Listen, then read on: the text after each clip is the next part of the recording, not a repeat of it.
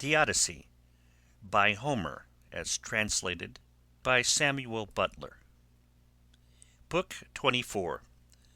The Ghosts of the Suitors in Hades.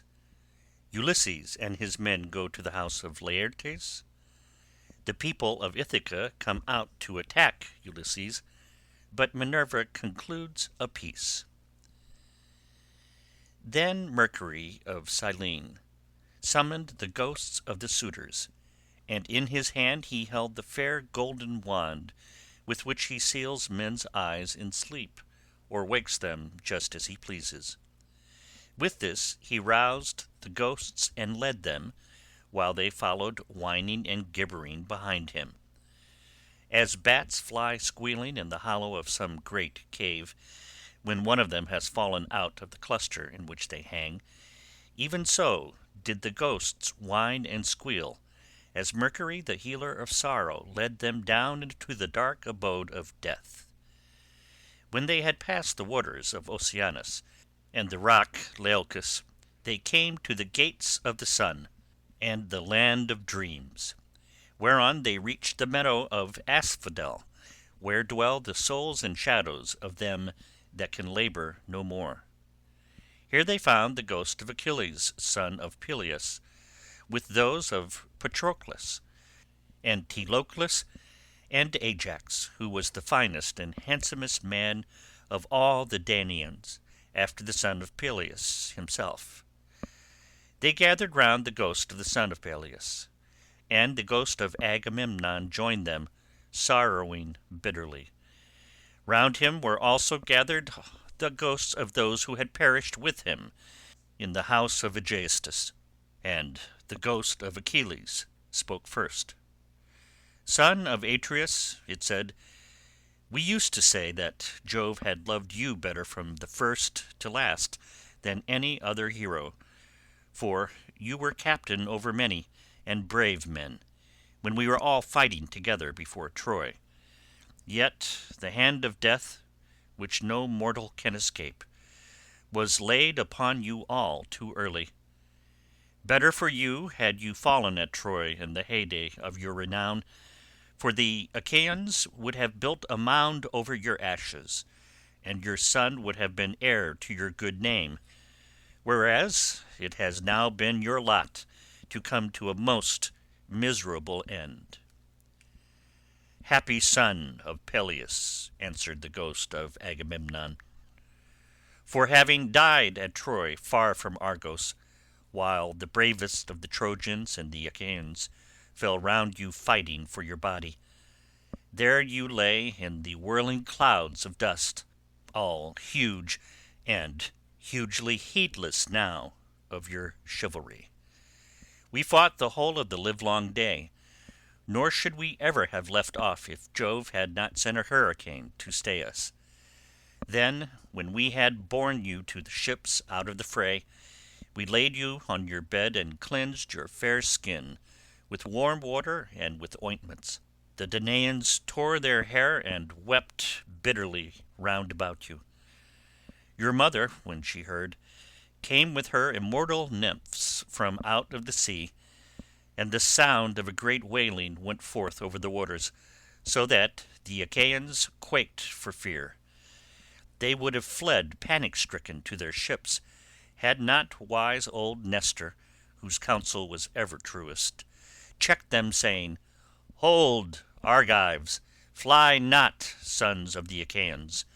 This is his mother coming from the sea, with her immortal nymphs, to view the body of her son. Thus he spoke, and the Achaeans feared no more. The daughters of the old man of the sea stood round you weeping bitterly, and clothed you in immortal raiment. The 9 Muses also came, and lifted up their sweet voices in lament, calling and answering one another. There was not an Argive but wept for pity of the dirge they chanted. Days and nights 7 and 10 we mourned you, mortals and immortals, but on the 18th day we gave you to the flames, and many a fat sheep with Many an ox did we slay in sacrifice around you. You were burnt in raiment of the gods, with rich resins and with honey, while heroes, horse and foot, clashed their armour round the pile as you were burning, with a tramp as of a great multitude. But when the flames of heaven had done their work, we gathered your white bones at daybreak, and laid them in ointments and in pure wine. Your mother brought us a golden vase to hold them, gift of Bacchus and work of Vulcan himself. In this we mingled your bleached bones with those of Patroclus, who had gone before you, and separate we enclosed also those of Antilochus, who had been closer to you than any other of your comrades, now that Patroclus was no more. Over these the host of the Argives built a noble tomb, from a point jutting out over the open Hellespont, that it might be seen from far out upon the sea by those now living and by them that shall be born hereafter. Your mother begged prizes from the gods, and offered them to be contended for by the noblest of the Achaeans. You must have been present at the funeral of many a hero, when the young men gird themselves and make ready to contend for prizes on the death of some great chieftain. But you never saw such prizes as silver-footed Thetis offered in your honour, for the gods loved you well. Thus even in death your fame, Achilles, has not been lost, and your name lives evermore among all mankind. But as for me, what solace had I when the days of my fighting were done? For Jove willed my destruction on my return by the hands of Aegisthus and those of my wicked wife. Thus did they converse, and presently Mercury came up to them with the ghosts of the suitors who had been killed by Ulysses. The ghosts of Agamemnon and Achilles were astonished at seeing them, and went up to them at once. The ghost of Agamemnon recognized Amphimedon, son of Menelaus, who lived in Ithaca and had been his host, so it began to talk to him. "Amphimedon," it said, "what has happened to all you fine young men, all of an age too, that you come down here under the ground? One could pick no finer body of men from any city. Did Neptune raise his winds and waves against you when you were at sea? Or did your enemies make an end of you on the mainland when you were cattle lifting or sheep stealing, or while fighting in defence of your wives and city? Answer my question, for I have been your guest. Do you not remember how I came to your house with Menelaus, to persuade Ulysses to join us with his ships against Troy? It was a whole month ere we could resume our voyage, for we had hard work to persuade Ulysses to come with us."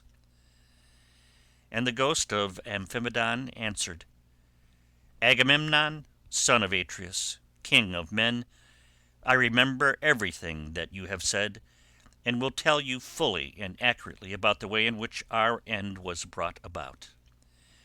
Ulysses had been long gone, and we were courting his wife, who did not say point blank that she would not marry, nor yet bring matters to an end, for she meant to compass our destruction. This then was the trick she played on us. She set up a great tambour frame in her room, and began to work on an enormous piece of fine needlework. 'Sweethearts,' said she, 'Ulysses is indeed dead. Still, do not press me to marry again immediately. Wait, for I would not have my skill in needlework perish unrecorded, till I have completed a pall for the hero Laertes, against the time when death shall take him. He is very rich, and the women of the place will talk if he is laid out without a pall.' This is what she said, and we assented, whereupon we could see her working upon her great web all day long, but at night she would unpick the stitches again by torchlight. She fooled us in this way for 3 years, without our finding it out. But as time wore on, and she was now in her 4th year, in the waning of moons and many days had been accomplished, one of her maids, who knew what she was doing, told us, and we caught her in the act of undoing her work. So she had to finish it whether she would or no, and when she showed us the robe she had made, after she had had it washed, its splendor was as that of the sun or moon. Then some malicious god conveyed Ulysses to the upland farm where his swineherd lives. Thither presently came also his son, returning from a voyage to Pylos, and the two came to the town when they had hatched their plot for our destruction. Telemachus came first, and then, after him, accompanied by the swineherd, came Ulysses, clad in rags, and leaning on a staff as though he were some miserable old beggar. He came so unexpectedly that none of us knew him, not even the older ones among us, and we reviled him and threw things at him. He endured both being struck and insulted without a word, though he was in his own house. But when the will of aegis-bearing Jove inspired him, he and Telemachus took the armour and hid it in an inner chamber, bolting the doors behind them. Then he cunningly made his wife offer his bow and a quantity of iron to be contended for by us ill-fated suitors. And this was the beginning of our end, for not one of us could string the bow, nor nearly do so. When it was about to reach the hands of Ulysses, we all of us shouted out that it should not be given him, no matter what he might say. But Telemachus insisted on his having it. When he had got it in his hands, he strung it with ease and sent his arrow through the iron. Then he stood on the floor of the cloister and poured his arrows on the ground, glaring fiercely about him. First he killed Antinous, and then, aiming straight before him, he let fly his deadly darts, and they fell thick on one another. It was plain that some one of the gods was helping them, for they fell upon us with might and main throughout the cloisters, and there was a hideous sound of groaning as our brains were being battered in, and the ground seethed with our blood. This, Agamemnon, is how we came by our end, and our bodies are lying still uncared for in the house of Ulysses, for our friends at home do not yet know what has happened, so that they cannot lay us out and wash the black blood from our wounds, making moan over us to the offices due to the departed. "Happy Ulysses, son of Laertes," replied the ghost of Agamemnon. "You are indeed blessed in the possession of a wife endowed with such rare excellence of understanding and so faithful to her wedded lord as Penelope, the daughter of Icarius. The fame, therefore, of her virtue shall never die, and the immortals shall compose a song that shall be welcome to all mankind, in honour of the constancy of Penelope. How far otherwise was the wickedness of the daughter of Tyndareus, who killed her lawful husband. Her song shall be hateful among men, for she has brought disgrace on all womankind, even on the good ones." Thus did they converse in the house of Hades, deep down within the bowels of the earth. Meanwhile, Ulysses and the others passed out of the town, and soon reached the fair and well-tilled farm of Laertes, which he had reclaimed with infinite labour. Here was his house, with a lean-to running all round it, where the slaves who worked for him slept and sat and ate, while inside the house there was an old Sicel woman who looked after him in this his country farm. When Ulysses got there, he said to his son and to the other two, "Go to the house and kill the best pig that you can find for dinner. Meanwhile, I want to see whether my father will know me, or fail to recognize me after so long an absence." He then took off his armour and gave it to Eumaeus and Philoetius, who went straight on to the house, while he turned off into the vineyard to make trial of his father.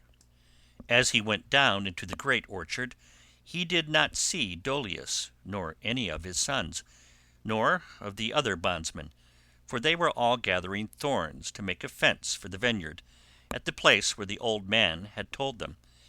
He therefore found his father alone, hoeing a vine. He had on a dirty old shirt, patched and very shabby. His legs were bound round with thongs of oxhide to save him from the brambles, and he also wore sleeves of leather.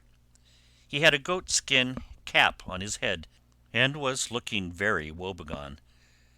When Ulysses saw him so worn, so old and full of sorrow, he stood still under a tall pear tree and began to weep. He doubted whether to embrace him, kiss him, and tell him all about his having come home, or whether he should first question him and see what he would say. In the end he deemed it best to be crafty with him, so in this mind he went up to his father, who was bending down and digging about a plant. "I see, sir," said Ulysses, "that you are an excellent gardener.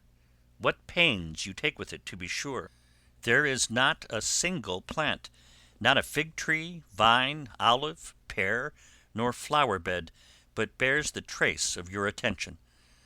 I trust, however, that you will not be offended if I say that you take better care of your garden than of yourself. You are old, unsavoury, and very meanly clad. It cannot be because you are idle that your master takes such poor care of you.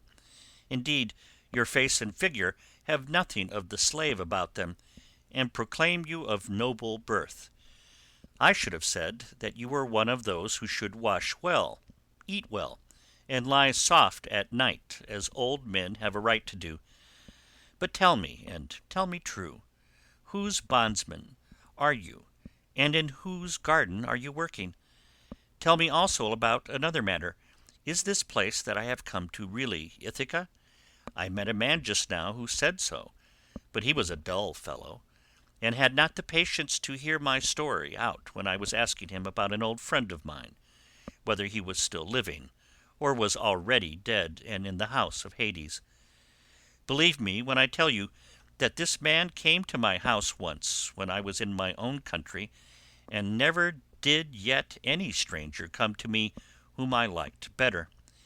He said that his family came from Ithaca, and that his father was Laertes, son of Arceisius. I received him hospitably, making him welcome to all the abundance of my house, and when he went away I gave him all the customary presents. I gave him 7 talents of fine gold, and a cup of solid silver with flowers chased upon it. I gave him 12 light cloaks, and as many pieces of tapestry.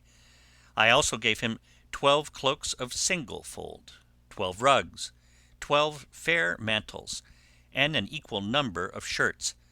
To all this I added 4 good-looking women skilled in all useful arts, and I let him take his choice.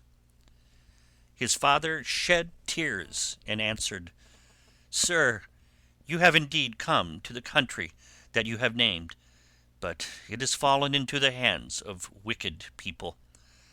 All this wealth of presents has been given to no purpose. If you could have found your friend here alive in Ithaca, he would have entertained you hospitably, and would have requited your presence amply when you left him, as would have been only right considering what you had already given him. But tell me, and tell me true, how many years is it since you entertained this guest, my unhappy son as ever was? Alas, he has perished far from his own country. The fishes of the sea have eaten him, or he has fallen a prey to the birds and wild beasts of some continent. Neither his mother nor I his father, who were his parents, could throw our arms about him and wrap him in his shroud. Nor could his excellent and richly dowered wife Penelope bewail her husband as was natural upon his deathbed, and to close his eyes according to the offices due to the departed. But now tell me truly, for I want to know, who and whence are you? Tell me of your town and parents. Where is the ship lying that has brought you and your men to Ithaca? Or were you a passenger on some other man's ship, and those who brought you here have gone on their way and left you?" "I will tell you everything," answered Ulysses, "quite truly. I come from Alybus, where I have a fine house. I am son of King Aphaeus, who is the son of Polypemon. My own name is Eperitus. Heaven drove me off my course as I was leaving Sicania, and I have been carried here against my will. As for my ship, it is lying over yonder, off the open country outside the town, and this is the 5th year since Ulysses left my country. Poor fellow! Yet the omens were good for him when he left me. The birds all flew on our right hands, and both he and I rejoiced to see them as we parted, for we had every hope that we should have another friendly meeting and exchange presents." A dark cloud of sorrow fell upon Laertes as he listened. He filled both hands with dust from off the ground and poured it over his grey head, groaning heavily as he did so. The heart of Ulysses was touched, and his nostrils quivered as he looked upon his father. Then he sprang towards him, flung his arms about him, and kissed him, saying, "I am he, father, about whom you are asking. I have returned after having been away for 20 years. But cease your sighing and lamentation, for we have no time to lose. For I should tell you that I have been killing the suitors in my house, to punish them for their insolence and crimes." "If you really are my son Ulysses," replied Laertes, "and have come back again, you must give me such manifest proof of your identity as shall convince me." "First, observe this scar," answered Ulysses, "which I got from a boar's tusk when I was hunting on Mount Parnassus.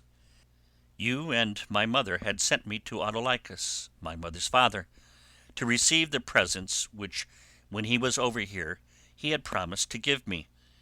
Furthermore, I will point out to you the trees in the vineyard which you gave me, and I asked you all about them as I followed you round the garden. We went over them all, and you told me their names and what they all were. You gave me 13 pear trees, 10 apple trees, and 40 fig trees. You also said you would give me 50 rows of vines. There was corn planted between each row, and they yield grapes of every kind when the heat of heaven has been laid heavy upon them." Laertes' strength failed him when he heard the convincing proofs which his son had given him. He threw his arms about him, and Ulysses had to support him, or he would have gone off into a swoon. But as soon as he came to, and was beginning to recover his senses, he said, "O Father Jove, then you gods are still in Olympus after all, if the suitors have really been punished for their insolence and folly. Nevertheless, I am much afraid that I shall have all the townspeople of Ithaca up here directly, and they will be sending messengers everywhere throughout the cities of the Cephallenians." Ulysses answered, "Take heart and do not trouble yourself about that, but let us go into the house hard by your garden. I have already told Telemachus, Philoetius and Eumaeus, to go on there and get dinner ready as soon as possible. Thus conversing, the two made their way towards the house. When they got there they found Telemachus with the stockman and the swineherd cutting up meat and mixing wine with water. Then the old Sicel woman took Laertes inside and washed him and anointed him with oil. She put him on a good cloak, and Minerva came up to him and gave him a more imposing presence, making him taller and stouter than before. When he came back his son was surprised to see him looking so like an immortal, and said to him, "My dear father, some one of the gods has been making you much taller and better looking." Laertes answered, "Would, by Father Jove, Minerva, and Apollo, that I were the man I was when I ruled among the Cephallenians, and took Nericum, that strong fortress on the foreland. If I were still what I then was, and had been in our house yesterday with my armour on, I should have been able to stand by you and help you against the suitors. I should have killed a great many of them, and you would have rejoiced to see it." Thus did they converse. But the others, when they had finished their work, and when the feast was ready, left off working, and took each his proper place on the benches and seats. Then they began eating. By and by old Dolius and his sons left their work and came up, for their mother, the Sicel woman who looked after Laertes, now that he was growing old, had been to fetch them. When they saw Ulysses and were certain it was he, they stood there lost in astonishment. But Ulysses scolded them good-naturedly, and said, "Sit down to your dinner, old man, and never mind about your surprise. We have been wanting to begin for some time, and have been waiting for you." Then Dolius put out both his hands and went up to Ulysses. "Sir," said he, seizing his master's hand and kissing it at the wrist, "we have been long wishing you home, and now heaven has restored you to us, after we had given up hoping. All hail, therefore, and may the gods prosper you. But tell me, does Penelope know of your return, or shall we send some one to tell her?" "Old man," answered Ulysses, "she knows already, so you need not trouble about that." On this he took his seat, and the sons of Dolius gathered round Ulysses to give him greeting and embrace him one after the other. Then they took their seats in due order near Dolius their father. While they were thus busy getting their dinner ready, rumour went round the town, and noised abroad the terrible fate that had befallen the suitors. As soon, therefore, as the people heard of it, they gathered from every quarter, groaning and hooting before the house of Ulysses.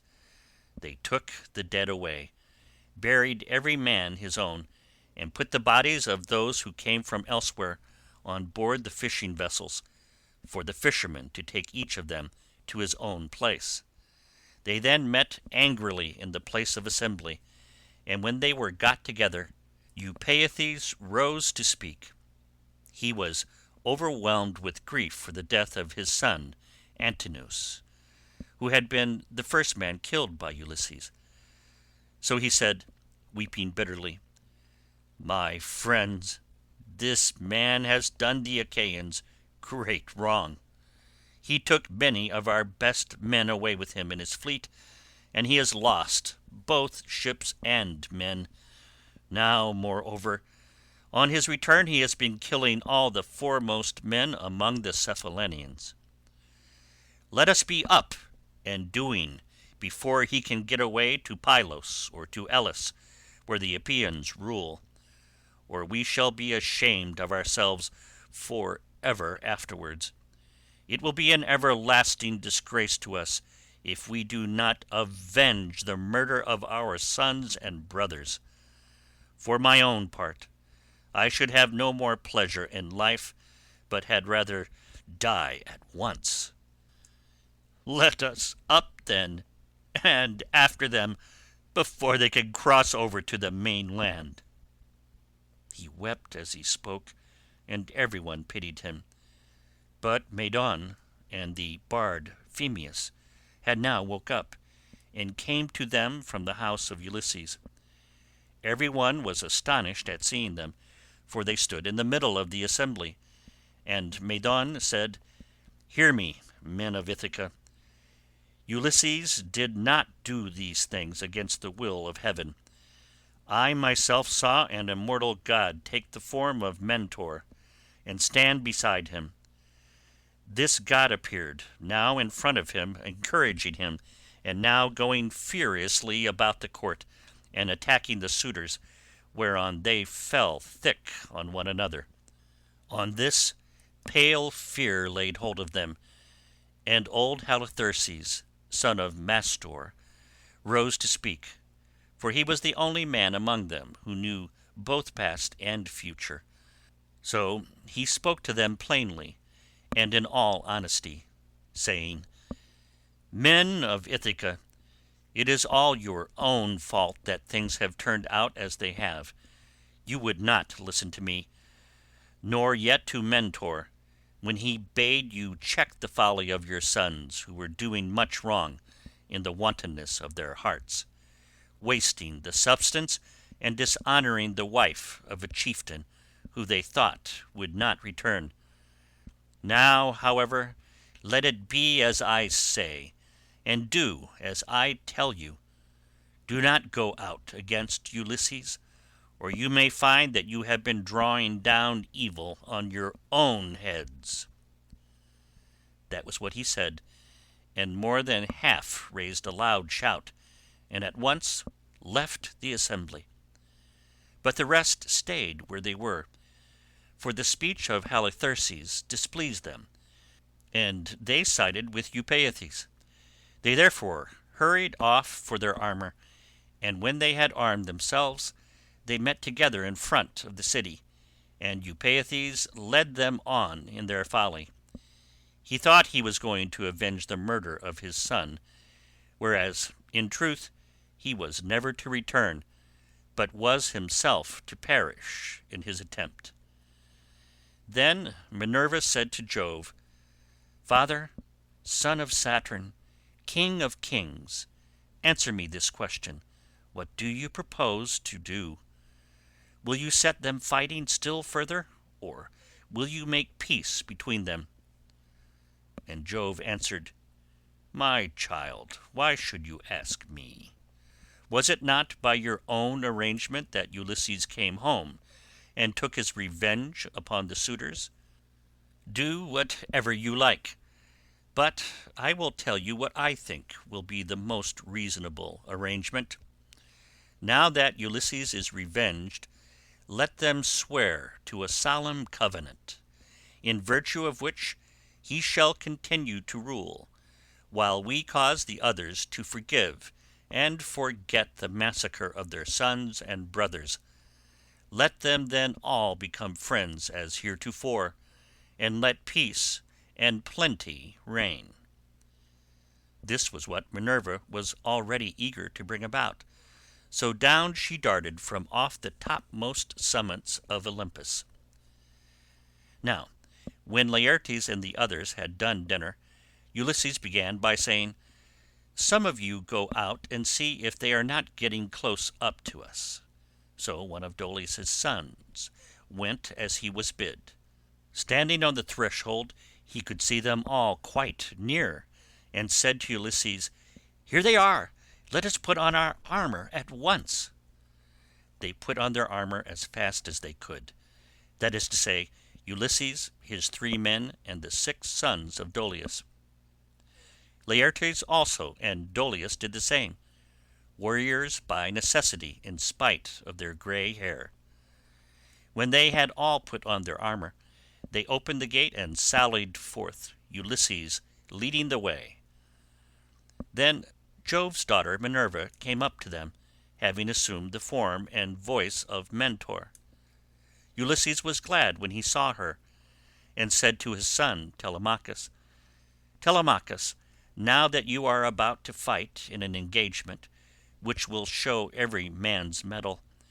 Be sure not to disgrace your ancestors, who were eminent for their strength and courage all the world over."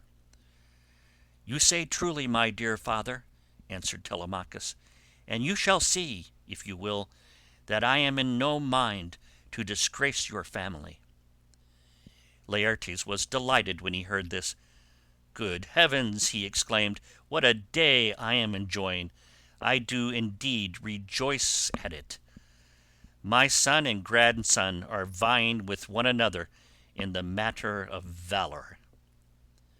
On this Minerva came close up to him and said, "Son of Arcesius, best friend I have in the world, pray to the blue-eyed damsel and to Jove her father, then poise your spear and hurl it."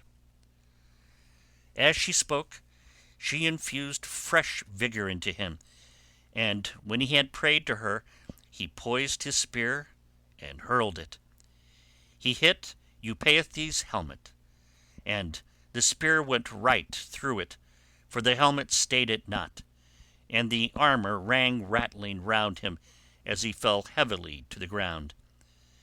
Meanwhile Ulysses and his son fell upon the front line of the foe, and smote them with their swords and spears.